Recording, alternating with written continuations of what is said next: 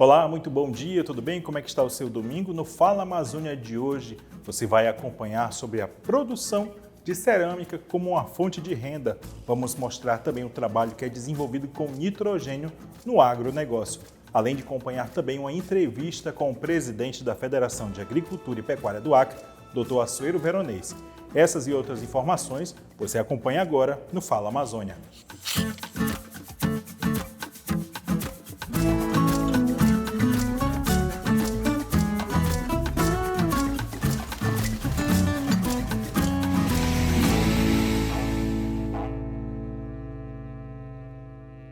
Olha só, neste primeiro bloco você vai acompanhar sobre a produção e a educação profissional de uma das instituições mais antigas do estado do Acre, voltada para a cerâmica como fonte de renda. Antes de se falar a respeito de assistência social, o estado do Acre era pioneiro em buscar a recolocação de jovens e adolescentes infratores a buscarem um caminho diferente por meio da qualificação profissional. Com a falta de interesse dos menores infratores da época e pela grande procura da comunidade, jovens como hoje o senhor Carlos Afonso iniciaram sua trajetória aos 11 anos e hoje é uma referência no artesanato por meio da cerâmica. Nós tínhamos escola que aprendia as pessoas que passavam 6 meses. Depois, quando você sabia fazer alguma peça, você ia para a parte da produção já como artesão. E dali te ganhava o nosso dinheirozinho.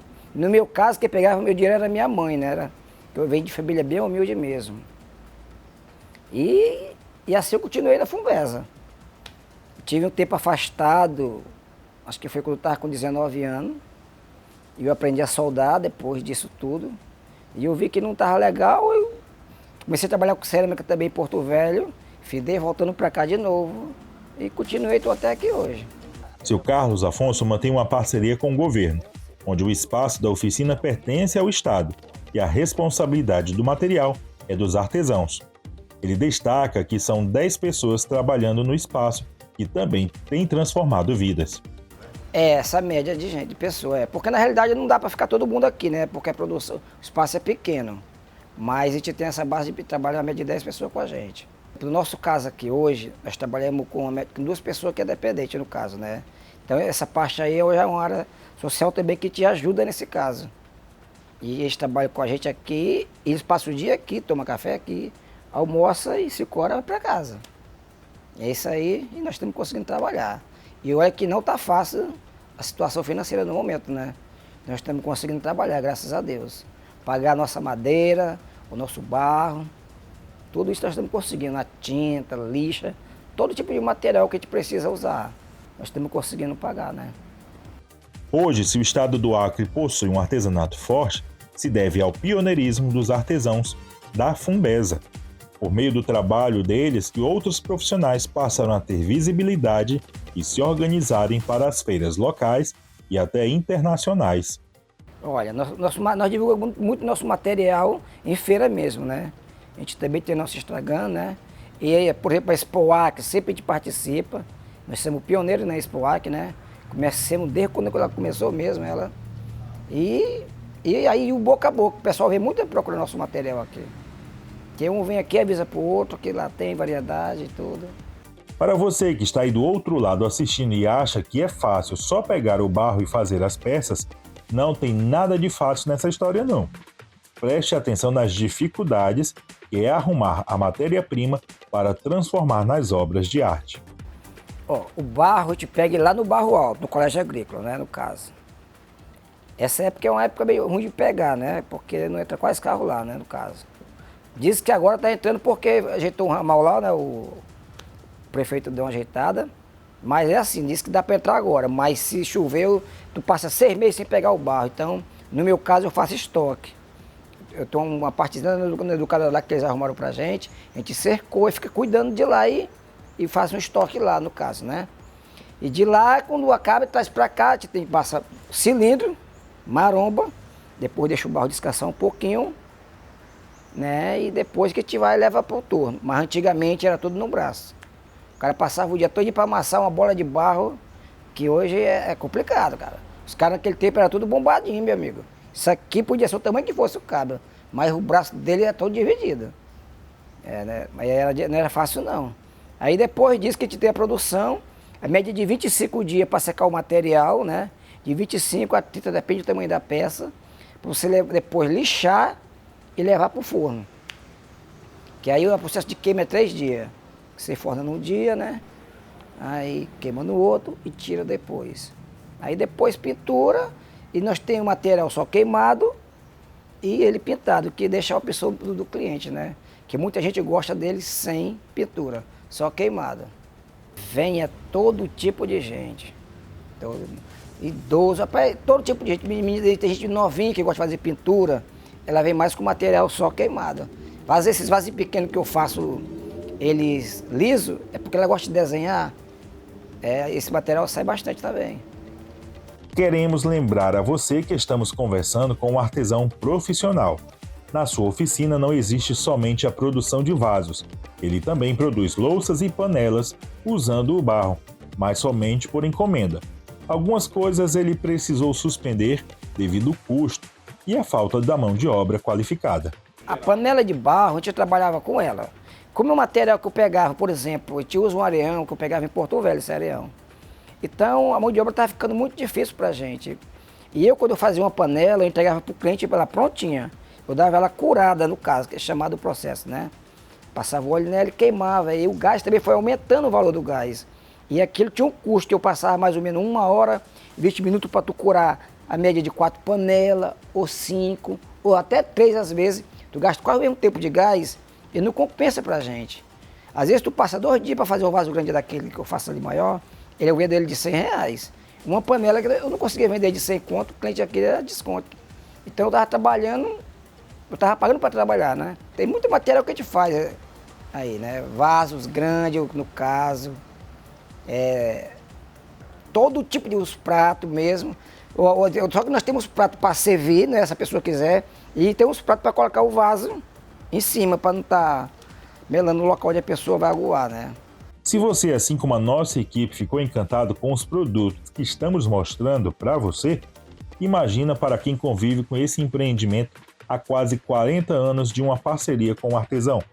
Ana Cleide é servidora pública e vestiu a camisa do segmento, além de ser uma testemunha da evolução de cada peça e cada profissional. Eu me chamo Ana Cleide, eu sou funcionária da Fumbesa há 38 anos e eu sou responsável pelo programa de artesanato em cerâmica aqui, dentro do espaço da Fumbesa. A história do artesanato em cerâmica, ela teve início na época da FEBEM e da FUNABEM. Na época não tinha Secretaria de Assistência Social. E a Fumbesa fazia todo esse papel social. E o artesanato foi criado para atender uma clientela específica na época, que era os adolescentes em situação de vulnerabilidade social. E a Fumbesa era vinculada à Secretaria de Segurança. E a gente trabalhava com as pousadas, as casas de medida de socioeducação. E aí foi criado o artesanato em cerâmica. E a princípio se trabalhou muito tempo com essa clientela. E aí como tinha uma demanda da comunidade de adolescentes carentes, que não tinham conflitos com a lei, para fazer o curso. E aí esses adolescentes começaram a fazer o curso também. E os de medida socioeducativa não se interessaram de dar continuidade e os da comunidade se interessaram.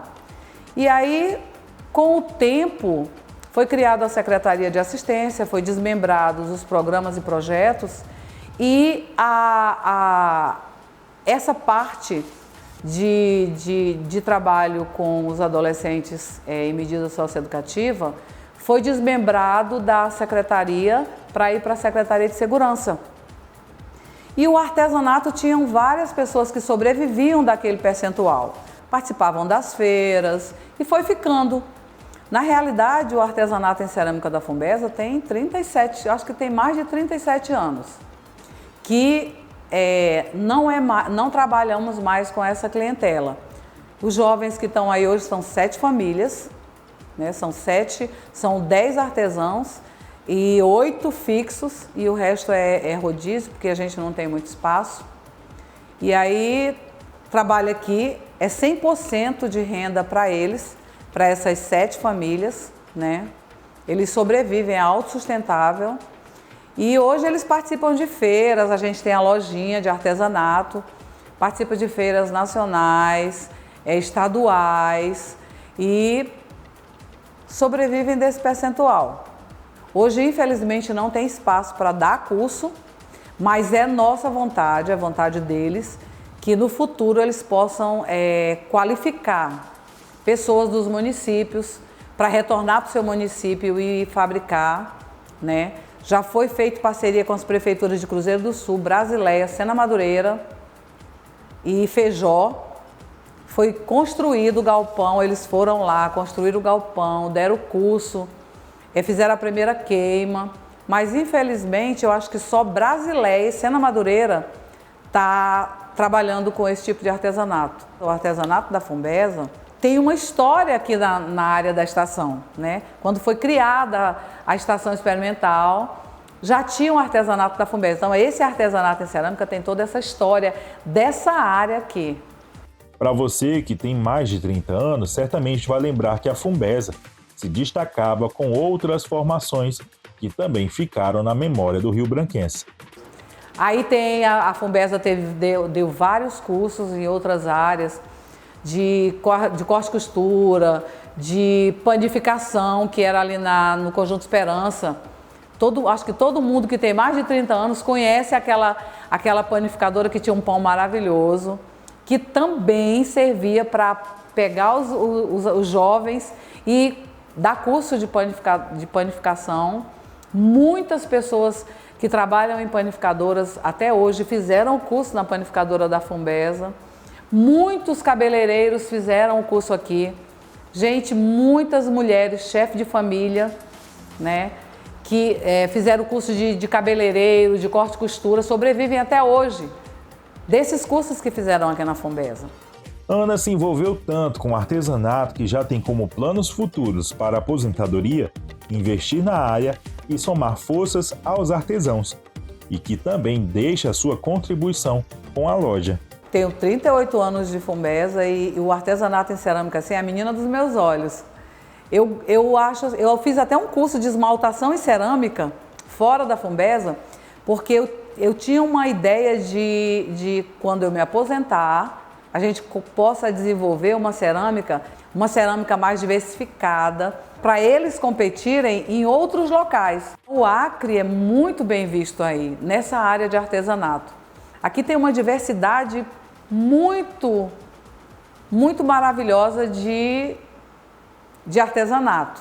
Eles fizeram uma coleção de pratos ornamentais que tem a ver com a questão da seringa, do seringueiro, que foi até para a China. Ganhou, eles estão no catálogo do Sebrae, entendeu? Como artesanato, e o artesanato daqui é a referência no Acre de cerâmica, né? E para quem não conhece, que venha visitar a gente está localizado aqui na Estação Experimental, pode entrar pela Avenida Ceará ou pela Avenida Nações Unidas, aqui dentro do espaço da Fumbesa e no galpão de produção em cerâmica, nessa rua paralela à Avenida Ceará. E a gente também tem um Instagram, Artesanato em Cerâmica Fumbesa. E o contato é 68, uma sequência de 3986-1055. E aí, o que achou dessas produções? Se interessou em adquirir? O seu Afonso, como bom vendedor, oferece todas as facilidades. Aqui, do jeito que o cliente quiser.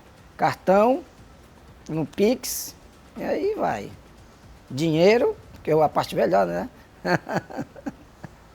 Olha só, o Fala Amazônia vai fazer um breve intervalo para aquele cafezinho e voltamos já.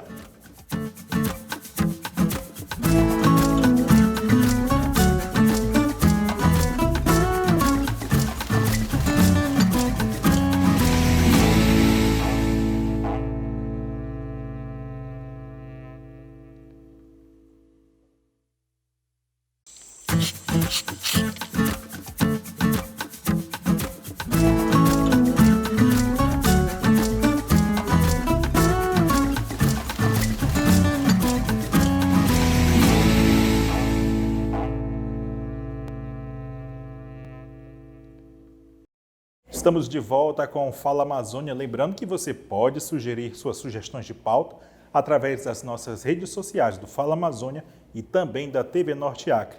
Quer mandar para o nosso WhatsApp? É esse número que aparece para você aí na sua tela. E agora vamos acompanhar sobre a produção através do nitrogênio, que você também passa a acompanhar agora. Você sabia que a Universidade Federal do Acre é um dos maiores centros de pesquisa do estado? O Campus Rio Branco e Cruzeiro do Sul têm formado futuros profissionais e revelado pesquisadores com grandes resultados. Uma das pesquisas que tem contribuído para o melhoramento genético do rebanho e da vegetação para a alimentação animal é a base de nitrogênio, como explica a doutora em produção e nutrição de ruminantes, Bruna Laurindo Rosa. O nitrogênio líquido como um todo, ele é uma ferramenta, né, que auxilia tanto na conservação de material biológico, ele auxilia em outros projetos, em outras pesquisas e também tem a parte que atende a população do estado do Acre, né? A usina hoje aqui no estado é a única, é uma parceria com o governo do estado, a Secretaria de Agricultura, uma parceria que vem dando certo, né, que a gente o estado só teve a ganhar. Então, pecuaristas, produtores, empresas que dependem de nitrogênio para conservar material genético, né, principalmente relacionado à inseminação, parte de FIV, né, que usam em laboratório, então conseguem, de fato, utilizar em um preço muito mais acessível esse nitrogênio que até então só era possível conseguir em Rondônia, né? Então, sempre tinha questão de frete, encarecia, questão de estrada, né, não tinha a questão ainda da ponte por muito tempo, então isso atrapalhava um bocado essa melhor utilização, né, do nitrogênio em si. Então, para a gente aqui, quanto instituição de pesquisa, essas parcerias são sempre importantes, nós também atendemos, enfim, outras instituições, outras empresas, para a gente é sempre um prazer.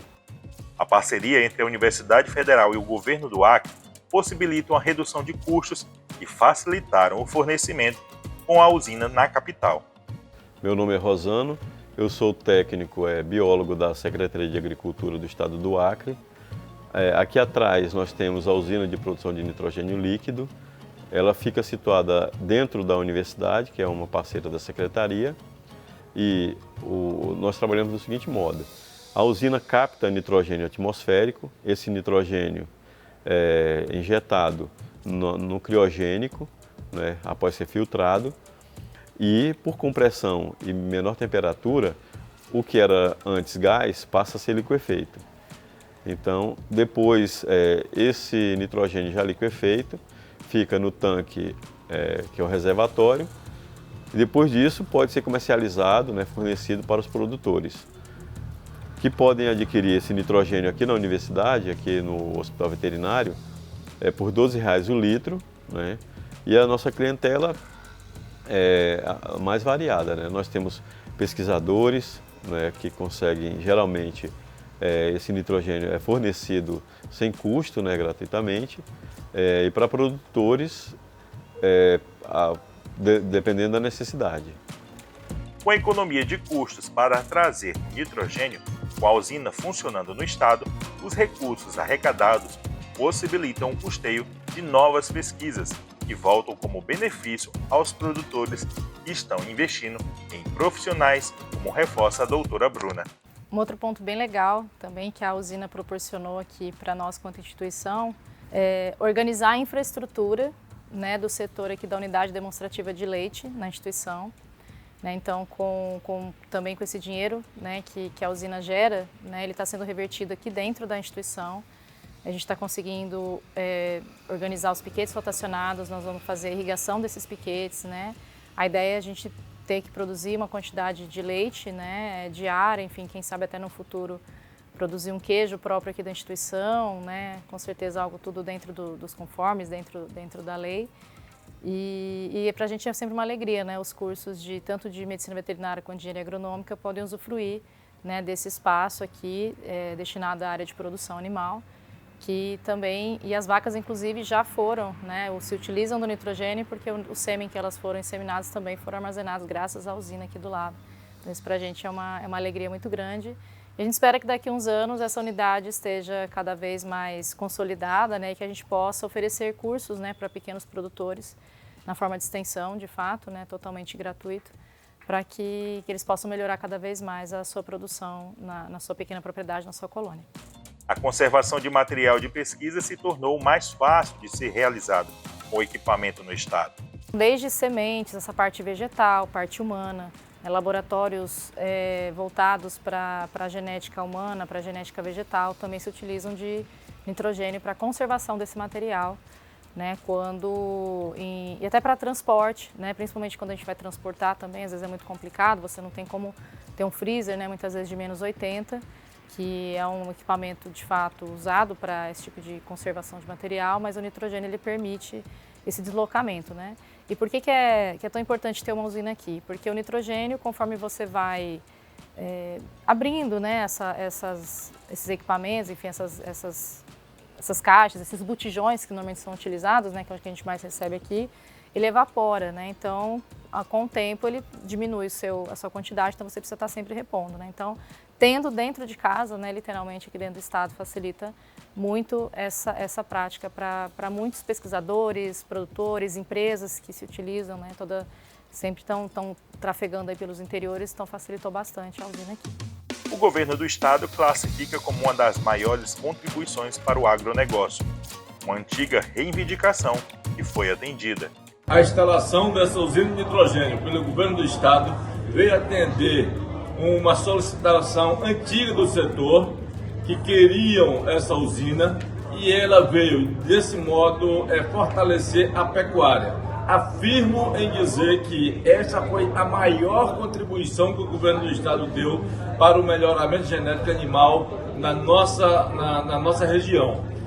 Possibilitou que todos, sem exceção, grandes e pequenos proprietários de gado, criadores, tenham acesso às biotecnologias da reprodução, como a inseminação artificial e a fecundação in vitro. O nitrogênio é um dos nutrientes essenciais para o desenvolvimento das plantas, juntamente com o fósforo e o potássio. O nitrogênio proporciona aumento da produção de pastagem e, consequentemente, possibilita elevar o número de animais por hectare. Os produtores do Acre concordam que foi um ganho e um acerto se instalar a usina. Ela auxiliou a manter durante a pandemia, que também chegou a afetar parte do material genético, mas que agora podem retomar com maior facilidade. A implantação da usina de nitrogênio aqui no estado do Acre é um sonho antigo dos produtores. Em razão da pandemia que nos assolou, houve-se um déficit muito grande de nitrogênio. Nós mesmos perdemos material genético em razão da falta de nitrogênio. Porque antes da implantação da usina aqui, todo o material era abastecido com nitrogênio vindo de outros estados. De Rondônia, onde que era mais próximo de buscarmos, também do Mato Grosso. Só que isso onerava demais o trabalho de fertilização in vitro, de transferência de embriões e também do armazenamento do sêmen e de tudo que a gente precisa para estar desenvolvendo a pecuária aqui no nosso estado.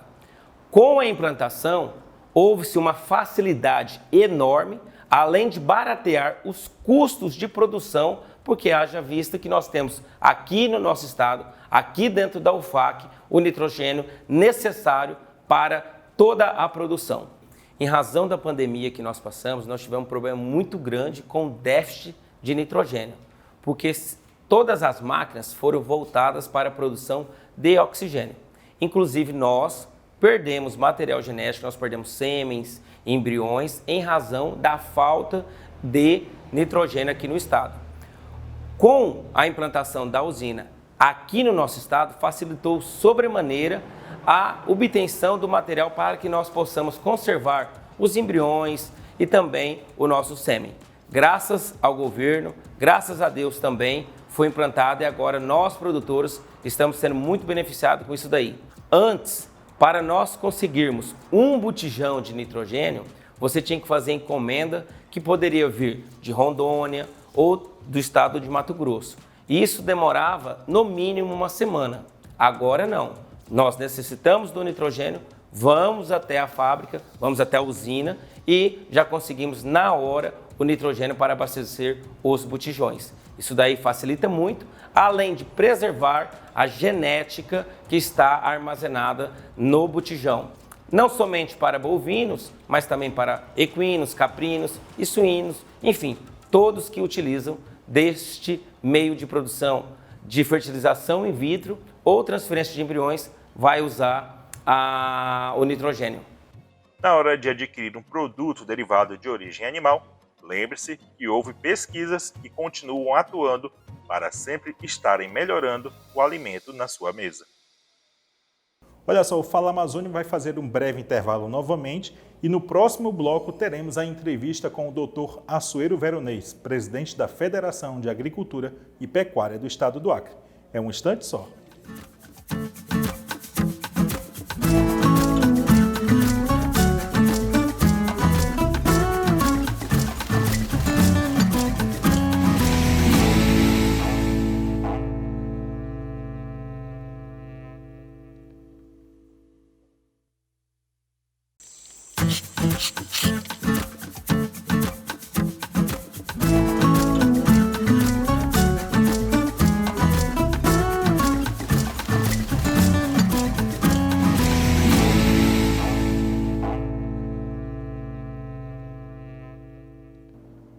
Muito bem, estamos de volta com o nosso terceiro bloco e como no domingo passado nós conversamos com quem também está lidando diretamente com a produção. Hoje vamos conversar com o presidente da Federação de Agricultura e Pecuária do Estado do Acre, Dr. Assuero. Doutor Assuero, muito obrigado por receber aqui o pessoal do Fala Amazônia. Nós da TV Norte também agradecemos, tá bom? Eu que agradeço a oportunidade da gente conversar um pouco sobre o agronegócio do Acre, né? Como é que o senhor está vendo aí a produção, começando a falar a respeito de como foi um balanço de 2023 para este setor que até então vem crescendo? Vem crescendo, mas 2023 não foi muito bom não, né? É um ano quase que para a gente esquecer em termos de preços, né? E portanto de renda. Os produtos principais que nós temos no setor rural no estado do Acre, que é justamente a pecuária de corte, a soja e o milho, experimentaram nesse ano passado uma dificuldade muito grande de preços. Os preços caíram muito. A pecuária, em função de um ciclo normal da pecuária, nós estamos enfrentando esse ciclo de baixa. Muitos produtores fizeram investimento na época alta dos preços da arroba do boi e agora estão tendo que vender na baixa, com, obviamente, muito prejuízo. Esse é um fator de preocupação para a gente, porque cria uma crise no setor, uma crise de inadimplência nos bancos e por aí. É uma situação que nós precisamos trabalhar para poder amenizar essa pressão, né, e essa dificuldade que foi criada. A soja também vive um momento de baixa, né? Nós chegamos a vender soja aqui a quase R$200 a saca, há 2 anos atrás.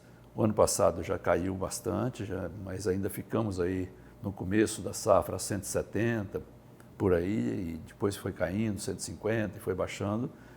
E hoje a gente vê o preço da soja aí na iminência de começar a colher agora, né, em fevereiro, já tem gente colhendo, né, aqui no Acre, e os preços estão muito baixos, né, aí na faixa de abaixo de R$110 a saca. É muito preocupante também, embora podemos falar isso à frente, mas a produtividade no Acre continua muito alta, continua muito boa, respondendo muito ao que a gente tem de bom aqui de solo, de clima. E o milho também não é diferente. O milho teve um excesso de produção no ano passado, no Brasil todo, especialmente no Centro-Oeste, Mato Grosso, e impactou duramente os preços em todo o país e, obviamente, no Acre também, onde nós temos aí o milho na sequência da soja, né, na chamada safrinha, e que também trabalhamos com prejuízo.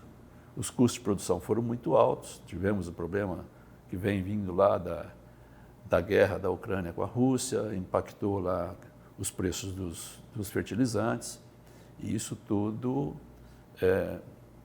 resultou numa equação bastante difícil de ser enfrentada, quer dizer, preços altos para a produção e preços baixos dos nossos produtos. O senhor falou também com relação aos bancos.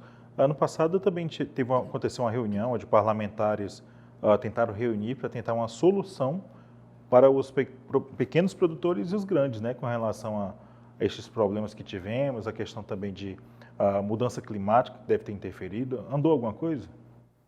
Nós tentamos mobilizar alguns parlamentares mais ligados ao setor, fizemos uma ampla reunião e demos encaminhamento a algum tipo de solução junto ao Ministério da Agricultura e via Congresso um projeto de lei para tentar postergar ou parcelar as dívidas num longo prazo com juros compatíveis. A gente sabe que essas tratativas são difíceis, né? O país não tem uma folga financeira suficiente para arcar muitas vezes com esse enfrentamento e isso ainda depende dos trâmites que acontecem dentro do Congresso Nacional para que haja uma solução que contemple especialmente os pequenos, porque os pequenos vão passar por uma dificuldade muito grande, aqueles especialmente que entraram na pecuária ou investiram na pecuária no momento errado. Então, é uma ação que nós estamos fazendo junto com outras federações e com a própria CNA, Confederação da Agricultura e Pecuária do Brasil, junto aos parlamentares da nossa Frente Parlamentar da Agropecuária, para tentar buscar soluções para uma crise que já está instalada e que tende a se agravar muito mais. Existe alguma sensibilidade dos poderes públicos, ou estadual ou federal, com relação a tentar auxiliar a melhorar essas condições, ou ainda continua nesse mesmo trâmite também? Continua o mesmo trâmite, não há muita novidade por enquanto. Os bancos fizeram já algumas coisas paliativas, prorrogando aí por 2 anos, ou algum tipo de dívida, mas a maioria não consegue porque fica inadimplente, e aí, a partir da inadimplência, o banco já não pode fazer. Ou seja, há uma série de fatos ou de situações que complicam e não atendem a tempo, né, essa demanda que é justa, porque esses produtores muitas vezes investiram, como eu disse, investiram na hora errada, mas eles não tinham como antever um problema de preço desse nível. E agora é preciso que haja uma compreensão do problema, postergá-lo, prorrogar, buscar condições que as coisas melhorem para que eles possam pagar esses empréstimos contraídos junto à rede bancária. E nós começamos já 2024 com outros países, parece que aí temendo a produção do país, né, que é a França, já começou aí uma mobilização, reformas, com medo da nossa produção entrar por lá. A Europa sempre inventando moda, né? Quer dizer, sempre tentando encontrar restrição à produção agropecuária brasileira, especialmente na Amazônia, né? Então, há todo esse estardalhaço que se faz com relação ao desmatamento ilegal e etc. Mas quando você, no frigir dos ovos, você vai ver que a Europa deve muito mais que a gente, né? Nós temos condições de preservação do país, 66%, por exemplo, do território brasileiro está preservado com vegetação nativa, né?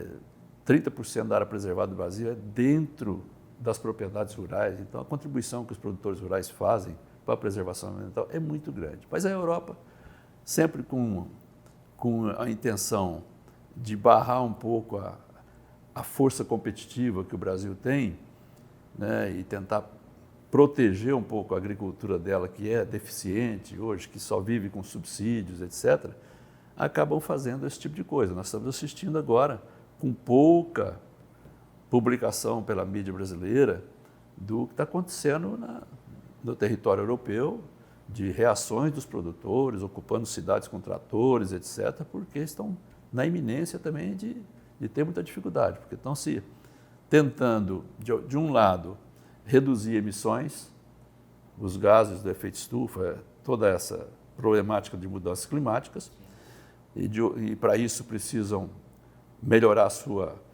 a sua questão energética, né, de energia mais limpa, porque ainda estão usando muito carvão, etc. De outro jeito, tem um problema de imigração muito sério. Então, a Europa está cheia de problemas. Mas é um parceiro comercial nosso importante, importante ainda. Mas sempre com essa dificuldade, inclusive do próprio Mercosul, né, de assinar o acordo do Mercosul, especialmente pela França, né, que pilota essa resistência. Ou seja, infelizmente, a gente vai sofrendo esse tipo de pressão, uma tentativa de botar uma tarja preta nos produtos da Amazônia, né, de restringir a comercialização dos produtos brasileiros para a Europa, estabelecendo limites, né? Então, isso tudo precisa ser negociado e mostrado aos europeus aquilo que efetivamente o Brasil faz, né? Nós estamos na Amazônia numa situação onde basicamente 17, 18% da Amazônia foi desmatada até hoje, e ainda bem que foi, porque é onde está se produzindo nessa região. Se você trazer isso para o Acre tem do seu território 15% apenas desmatado. 85 florestas ainda que não rendem nada. Tem aí um velho extrativismo que não tem escala de produção e que não desenvolve o Estado. Onde está a nossa vocação? Nossa vocação está na agropecuária. Mas para a gente fazer agricultura ou pecuária, é preciso tirar a mata, né? Porque as duas coisas não convivem no mesmo espaço. Então, isso criou-se uma celeuma muito grande hoje com relação ao desmatamento, né? Uma dificuldade muito grande. Primeiro porque a gente já tem que deixar 80% da propriedade como reserva legal, né? E isso já é uma limitação muito grande. Depois, grande parte do estado do Acre, mais de 50%, já são unidades de conservação e terra indígena. Então, o que sobrou para se fazer agricultura e pecuária, que é a nossa vocação, porque temos solos bons e clima excelente, mas nós temos um espaço muito reduzido para ser trabalhado. Temos que nos superar, quer dizer, usar esse espaço de 15% que eu falo, que é o que está disponível, e é aí que nós temos que trabalhar e buscar dar resultado. E por isso que estamos hoje introduzindo novas atividades aqui, que, como é o caso da soja, na consequência da soja, o milho, que é uma novidade, coisa de 5, 6, 7 anos atrás, que começou, por alguma série de razões, mas que é uma nova atividade que traz renda, traz emprego de qualidade, né, que movimenta a economia. O senhor falou a respeito da questão de alimentação. Também tem a parte que o pessoal criminaliza muito, mas se não produzir, ninguém come, né? Até porque aqui, como o senhor disse, a produção é muito pequena por conta dos espaços. Mas ainda assim vocês conseguem, o popular se virar nos 30 e consegue consociar isso, aquilo, outro. E como é que o senhor também consegue enxergar essa história do crédito do carbono? Já é uma realidade ou ainda é uma coisa que está se estudando? Bom, começando pelo começo da conversa, na verdade, os produtores rurais às vezes se sentem pouco